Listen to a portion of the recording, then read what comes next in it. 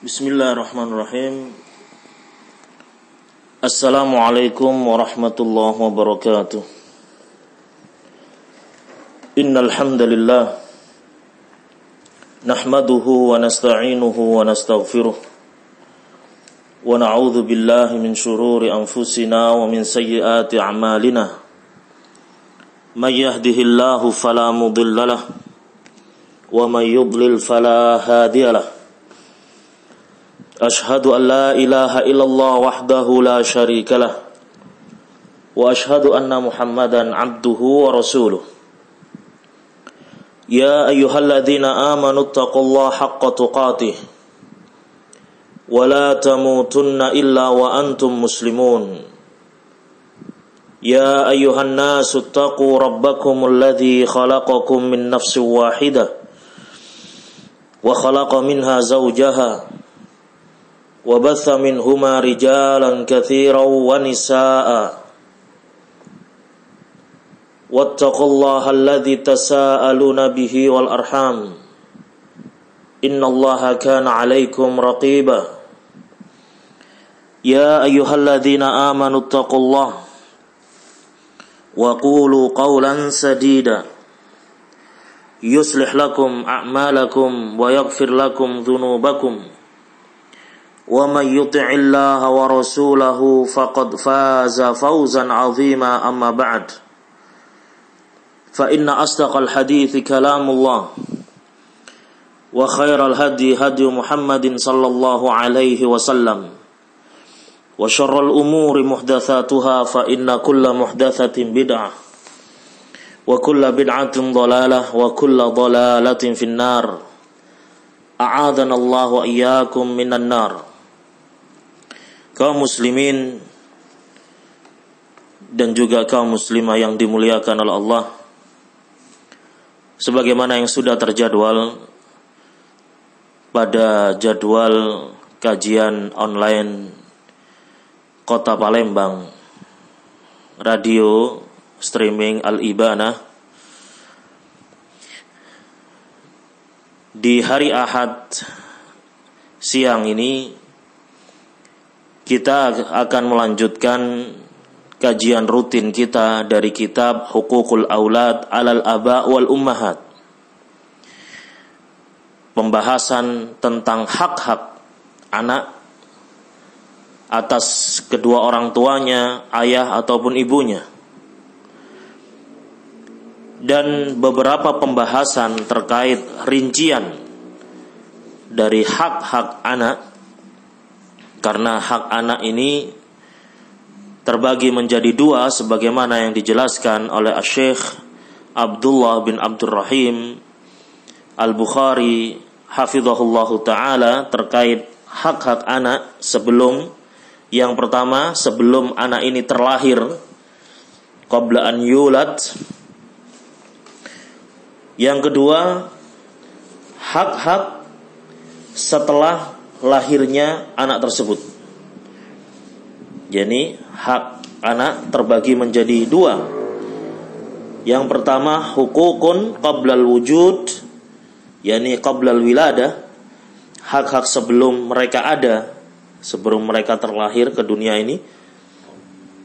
Yang kedua adalah hak setelah adanya mereka atau setelah lahirnya mereka dan hidupnya mereka di dunia ini.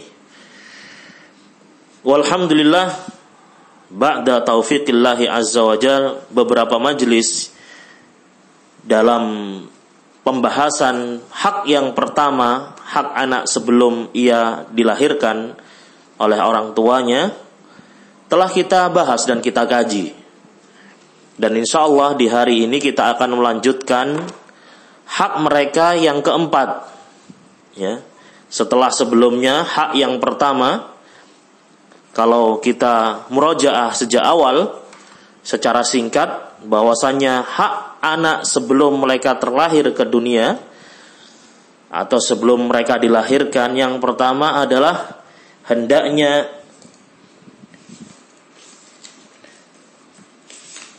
kedua orang tua menjadi orang tua yang soleh. Jadi yang pertama disebutkan di sini, awalan ayyakunal abu salihan. Hendaknya seorang ayah menjadi orang yang soleh. Soleh artinya seorang yang baik dari sisi agamanya. Bagaimana hubungan dia dengan Allah Subhanahu wa ta'ala, soleh dalam hubungan dia dengan umat manusia. Karena kesolehan orang tua sangat berpengaruh pada kepribadian anak yang akan dilahirkan nanti. Begitu juga tidak hanya ayah saja yang dituntut untuk soleh, akan tetapi juga seorang ibu, seorang istri yang akan menjadi bakal atau calon ibu ini juga dituntut kesolehatannya. Nah, hendaknya seorang ibu juga menjadi istri yang solihah, ya. Seorang yang berilmu tentang ilmu agama, beramal dengan ilmunya, beriman kepada Allah, dan menghiasi keimanan itu dengan taqwallahi azza wa jalla. Barakallahu fikum. Maka dari itu, ini termasuk hak seorang anak, ya, sebelum mereka lahir ke dunia ini. Yang kedua, di antara yang disebutkan termasuk hak anak tersebut adalah al-hirsu 'ala ittiba'is sunnah hina al-jima'. Hendaknya orang tua tersebut, ya, suami istri, ayah dan juga ibu, bersemangat, bersungguh-sungguh untuk mengikuti bimbingan dan sunnah Rasul Sallallahu Alaihi Wasallam ketika mereka akan melakukan hubungan suami istri.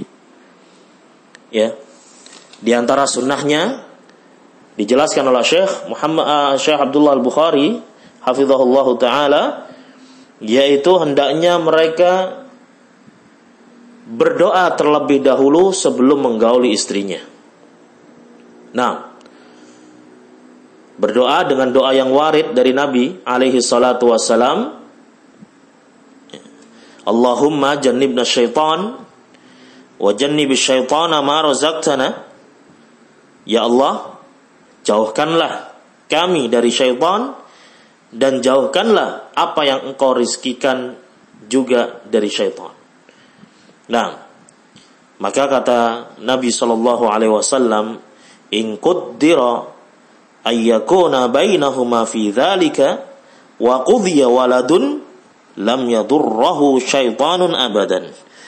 Kemudian apabila Allah Subhanahu wa taala menakdirkan hubungan mereka berdua menjadi seorang anak nantinya, ya, dalam proses hubungan itu akhirnya dibuahilah rahim istrinya, lalu terlahir anak itu ke dunia, maka kata Rasulullah, lam yadurruhu syaitanun abadan, maka syaitan tidak akan sanggup untuk memudaratkan anak ini selama-lamanya.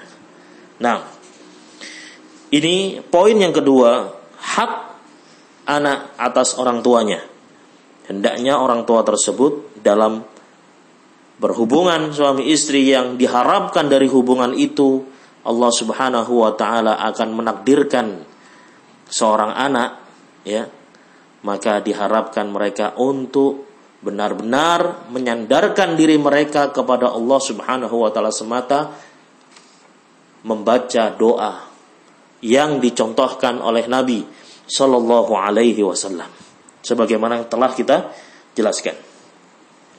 Tsalitsan, yang kedua, setelah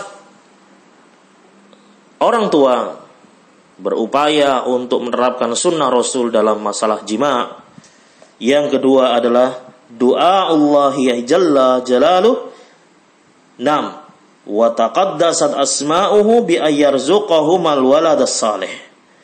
Wa hadha huwa manhaju ahli al-haqqi wal iman.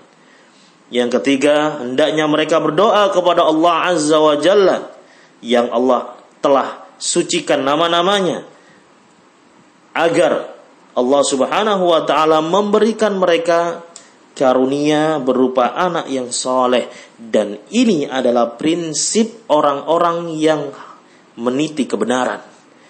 Prinsip orang-orang yang senantiasa berada di jalan al-haq dan juga keimanan kepada Allah Subhanahu wa taala.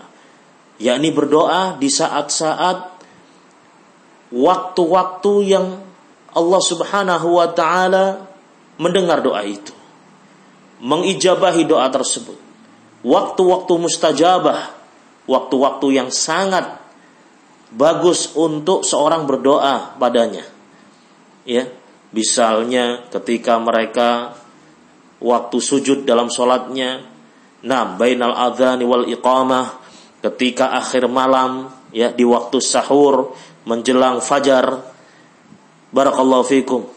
Ini pun bisa seorang memunajah kepada Allah Subhanahu wa taala, berdoa mengharap benar-benar kepada Allah, meminta anak yang soleh, ya, sebagaimana ini dilakukan oleh para anbiya dengan doa-doa yang memang warid di dalam Al-Quran maupun disebutkan dalam sunnah Rasul Sallallahu Alaihi Wasallam. Ini yang ketiga. Yang keempat, barakallahu fikum, dan ini akhir pembahasan dalam pembahasan hak anak atas orang tuanya sebelum mereka lahir. Yang keempat, kata Syekh, al-inayatu bihi athna'a wujudihi fi batnil ummi fala yajuzu idha'uhu awit tasabbubu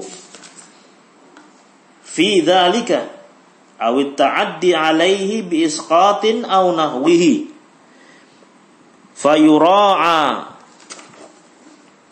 wa yuttaqallah fihi wa yas'al 'abdu sa'yan hafithan fi ayyu hafidhu ala waladihi li'anna hadha minal huquqil lati lil walad. Nah, poin yang keempat, hak anak atas orang tua sebelum mereka dilahirkan adalah memberikan perhatian kepada anak ketika mereka ada di dalam kandungan ibunya. Memberikan perhatian kepada anak ketika mereka ada di dalam kandungan ibunya. Sehingga tidak boleh baginya mengganggu atau menyakiti atau menjadi sebab terganggunya janin tersebut. Ya, tidak boleh bagi orang tua untuk menyakiti janin itu, ya, mengganggu janin tersebut atau menjadi sebab terganggunya janin tersebut, baik dengan tindak kejahatan berupa pengguguran atau yang semisalnya. Nah, barakallahu fikum. Maka hendaknya janin itu harus dijaga dan menempuh sebab-sebab ketakwaan. Seorang hamba juga berupaya dengan sungguh-sungguh menjaga anaknya, karena ini termasuk hak anak, ya, atas orang tuanya. Kaum muslimin yang dimuliakan oleh Allah Subhanahu wa taala, poin ini harus diperhatikan khususnya kepada calon ibu, ya, atau khususnya kepada wanita yang sedang hamil. Tidak boleh bagi kita untuk tidak perhatian atau kurang memperhatikan bagaimana kemaslahatan janin yang ada di kandungan tersebut.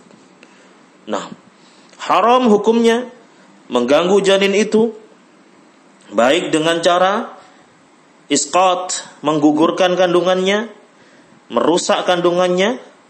Ini tidak dibenarkan oleh Allah Subhanahu wa taala dan juga Rasulnya alaihi salatu wassalam. Wala yajuzu Wal halatu hadhihi aidan lil ummi an tud'ifa nafsaha.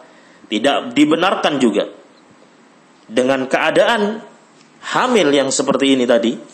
Si ibu sedang hamil, lalu kemudian bagi ibu melemahkan dirinya, ya, berupaya untuk menjadikan dirinya lemah. Nah, wa antam tati'a minal ghidha'i al-mufid lil tifli. Misalnya apa? Dia enggan untuk memberikan suplemen yang bermanfaat bagi anak tersebut. Jadi tidak mau makan, ya. Tidak mau meminum suplemen-suplemen yang bisa menyehatkan dirinya dan janinnya yang ada dalam kandungannya. Ini bagian dari mengganggu janin itu. Perbuatan ini bagian dari tidak perhatian terhadap janin tersebut. Nah, kenapa si ibu melemaskan dirinya, ya, atau tidak perhatian terhadap janinnya? Kata Syekh, raghbatan fi id'afihi wa imatatihi. Bisa jadi juga ibu tersebut dia sengaja melemaskan dirinya, ya, melemahkan dirinya sehingga janin tersebut terganggu pertumbuhannya karena dia ingin apa? Melemahkan janin itu dan menggugurkan janin tersebut atau mematikannya. Nah, wa hadza khusranun wal iyadu billah. Nah, dan ini termasuk sikap yang merugikan. Na'udzubillah, waftiyatun wa ta'addin wa ta'addin wa idha'atun lil haqqi wa isa'atun. Nah, dan ini juga termasuk sikap serampangan, pelanggaran, dan juga menyia-nyiakan hak anak tersebut dan sikap kejahatan. Kaum muslimin dan muslimah yang dimuliakan oleh Allah Subhanahu wa taala. Jika niatannya ingin menggugurkan, niatannya ingin mematikan, melemahkan, hukumnya haram. Sama saja dia menyakiti bayi tersebut, menyakiti janin itu. Nah, tapi terkadang para wanita ada jenis yang memang dia rewel ketika hamil, tanpa ada maksud tujuan untuk melemahkan. Ya, ada ketidaknyamanan dalam dirinya ketika sudah positif, dilihat bahwasanya dia positif hamil, ya, bahwasanya sperma sudah berhasil membuahi rahimnya. Di situ mulai, ya, mulai reaksi tubuhnya berubah. Yang dulunya ketika ia mencium aroma yang wangi dia senang, sekarang giliran dia pusing. Dulunya ketika melihat masakan yang enak, ya, dia melihat sate, melihat gulai, tertarik untuk memakannya. Ketika sudah mulai positif hamil, dia jangankan melihat masakannya, ya, mencium aromanya sudah mau muntah.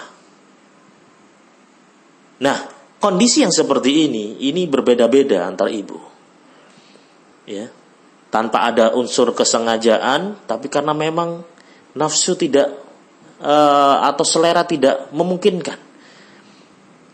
Atau juga ada orang yang sebaliknya, dia senang makanan, dia pingin ini, pingin itu, makanan ini, makanan itu ketika hamil, tapi reaksi tubuhnya tidak menginginkan.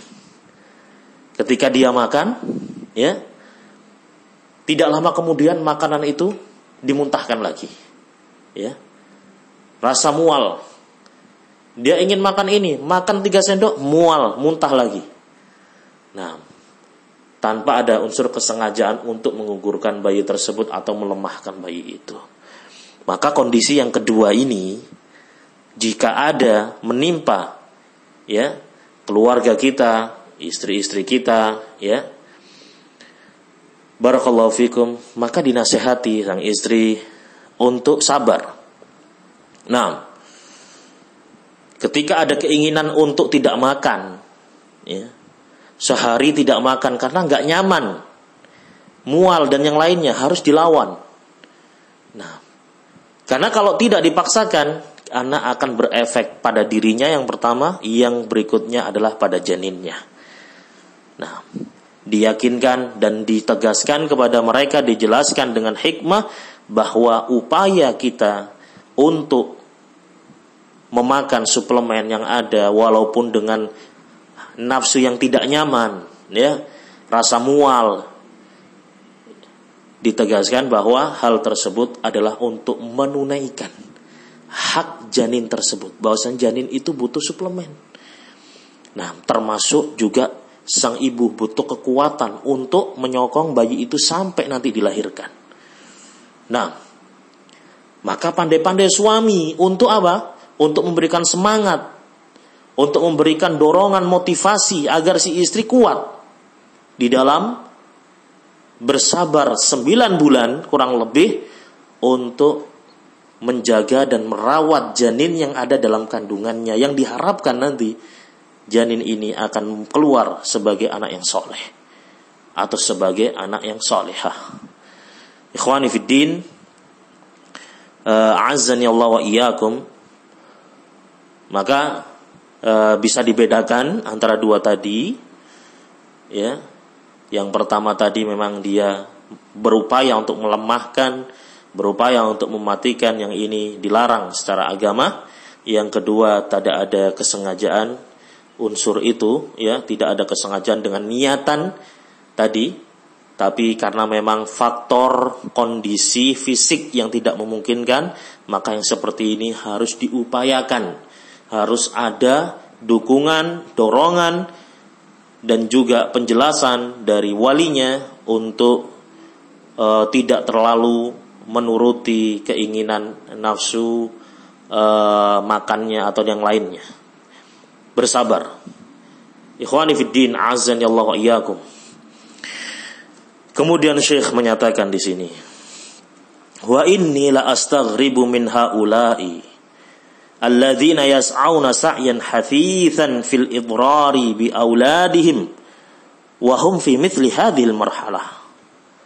A'ni marhalatal wujudi fi batnil Sungguh aku terheran dengan mereka yang berupaya dengan upaya yang sungguh-sungguh untuk memudaratkan anak-anak mereka dalam fase yang seperti ini, yakni fase ketika janin ada dalam perut ibunya, janin ada rahim ibunya.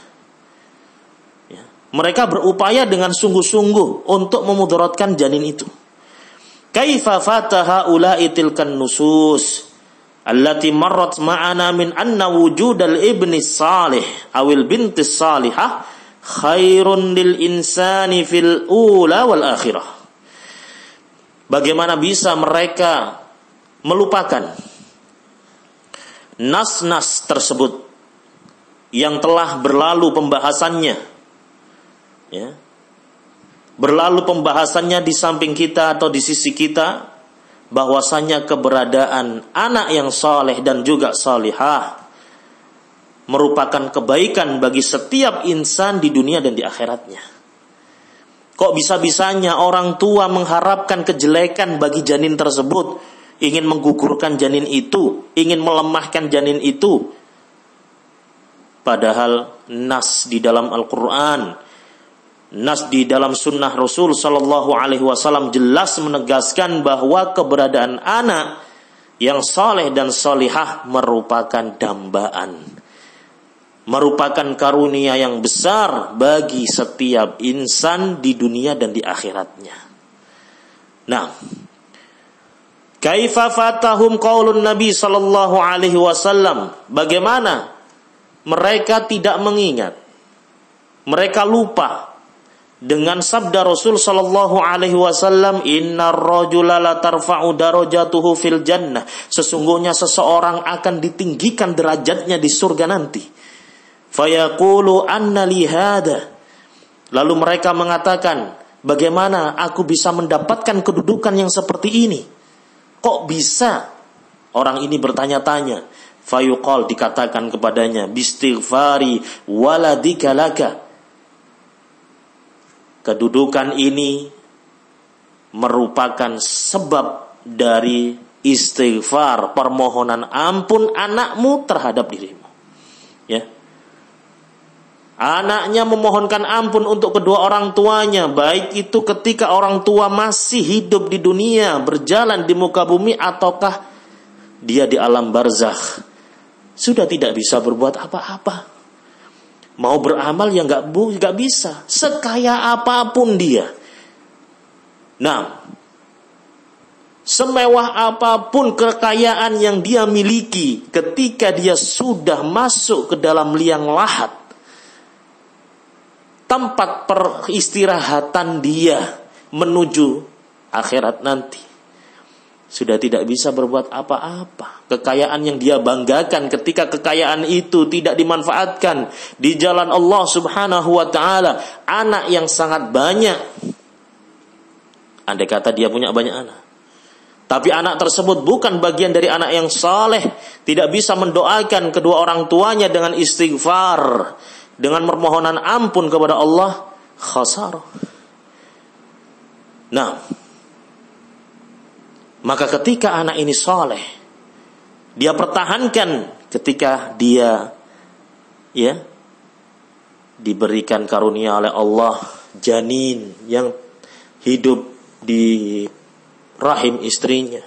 Dia jaga janin itu, terlahir ke dunia, dia rawat anak itu, dia berikan tarbiyah, pendidikan yang baik, perhatian yang baik, dia bimbing, sehingga anak ini besar, tumbuh, berkembang menjadi anak yang saleh. Luar biasa.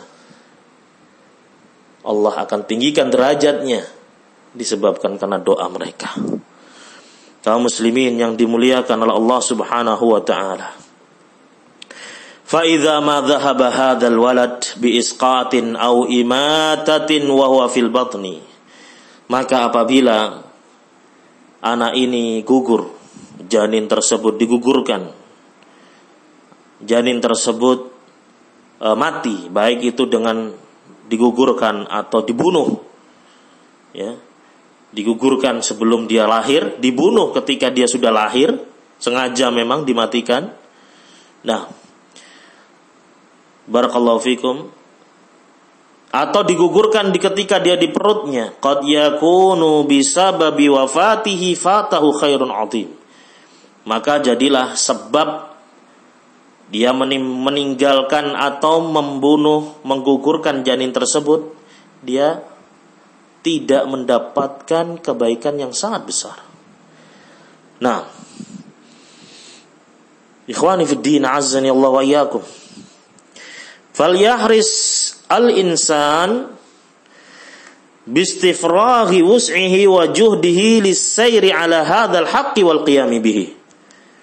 Maka hendaknya benar-benar seorang insan mencurahkan upayanya dan kesungguhannya untuk menjalankan hak anak tersebut, ya, dan menunaikannya kullun bihasabi istita'atihi. Setiap mereka, ya, menjalankan hak tersebut, menunaikan hak itu sesuai dengan kemampuan-kemampuannya. Nah, la yukallifullahu nafsan illa ma ataha. Allah Subhanahu wa ta'ala tidak membebani satu jiwa kecuali apa yang ia mampu. Artinya, mencurahkan janin atau mencurahkan kemaslahatan bagi janin yang ada di kandungan itu harus maksimal, sesuai kemampuan atau semaksimal kemampuan yang dia miliki. Nah, kasih suplemen, cari yang terbaik jika dia mampu, dengan syarat jika mampu. Ya, pagi ini makan daging, nanti mau tidur susu, ya, susu kandungan ini, yang ini khusus ibu untuk hamil, nanti besok lagi ikan ini dan lain sebagainya. Konsumsi makanan yang bergizi jika memang mampu, silakan. Tapi kalau dia nggak mampu, penghasilan pas-pasan, dia pinginnya ini pokoknya hari ini makan daging, besoknya makan ikan, besoknya makan ini, makan itu, ya kasihan suaminya, pontang-panting, ya sehari kadang dapat, sehari enggak. Maka sesuai dengan kemampuannya. Jadi mencurahkan perhatian ini sesuai dengan hasba istita'atina, sesuai dengan kemampuan yang ada. Nah, maka sebaliknya, orang ini mampu, tapi dia tidak berupaya untuk mencurahkan perhatian pada si janinnya. Maka ini kezaliman. Nah, punya kemampuan, punya pendapatan bulanan lebih dari barakallahu fikum kemampuan mayoritas orang yang ada. Ya, untuk membeli suplemen ada, ini dan yang lainnya. Tapi dia tidak mau. Nah, maka perhatikan, bisa jadi ini termasuk bagian dari apa? Tidak adanya perhatian terhadap janin itu. Nah, jika ada keluhan misalnya, keluhan pada perutnya begini dan begitu, segera periksakan ke dokter, jangan bermudah-mudahan. Ya. Segera periksakan ke dokter kandungan, tanyakan ke tim medis dan yang lainnya bagaimana kandungan yang seperti ini, tanyakan kepada orang yang berpengalaman, jangan kemudian diam. Ya. Udah nggak apa-apa lah. Seakan-akan dia menginginkan memang bayi ini harus mubarrah. Waliyadzubillah. Kaum muslimah khususnya dan juga kaum muslimin yang dimuliakan oleh Allah, curahkan perhatian antum dan antunna pada permasalahan ini agar jangan sampai kita menyia-nyiakan hak anak kita sebelum terlahir. Nah, ikhwani fiddin, kaum muslimin yang dimuliakan oleh Allah, terkait dengan hukum secara khusus, hukum bagaimana kondisinya ketika barakallahu fiik, si ibu bermudarat ketika dia hamil, ya ini si ibu mengalami kelemahan yang sangat mengkhawatirkan. Nah, atau bagaimana jika bayi tersebut sengaja digugurkan, ya karena memang di situ ada saran dari dokter dan yang lainnya. Bagaimana hukum mengukur kandungan? Bagaimana dengan penjelasan para ulama terkait dengan hukum menggugurkan kandungan? Ada yang menyatakan boleh, ada yang menyatakan tidak boleh jika itu telah mencapai atau belum mencapai 40 hari. Ya, ada yang menyatakan bukan mencapai 40 hari, 4 bulan, afwan. Boleh ketika bayi belum ditiupkannya ruh, yaitu ruh ditiupkan setelah 4 bulan. Ada yang menyatakan tidak boleh sejak awal dan yang lainnya. Pembahasan seputar hukum menggugurkan kandungan penting untuk kita ketahui, khususnya dalam bab ini sebelum kita beranjak ke bab yang berikutnya. Tapi karena waktu yang mungkin tidak memungkinkan, insyaallah kita akan lanjutkan kajian ini, pembahasan seputar hukum menggugurkan kandungan, yang ternyata para ulama di situ ada perbedaan pendapat dan juga ada rincian mana yang dibolehkan, mana yang tidak dibolehkan. Barakallahu fikum. Insyaallah kita akan bahas dan kaji pada pertemuan berikutnya biidznillah taala. Mudah-mudahan apa yang kita kaji pada siang hari ini diberikan oleh Allah kemudahan untuk kita memahaminya. Semoga Allah Subhanahu wa taala terus membimbing kita dan menetapkan kepada kita hidayah dan istiqamah. Amin amin ya rabbal alamin. Wallahu a'lam bissawab. Subhanakallahumma wa bihamdika asyhadu an la ilaha illa anta astaghfiruka wa atubu ilaik. Wassalamu alaikum warahmatullahi wabarakatuh.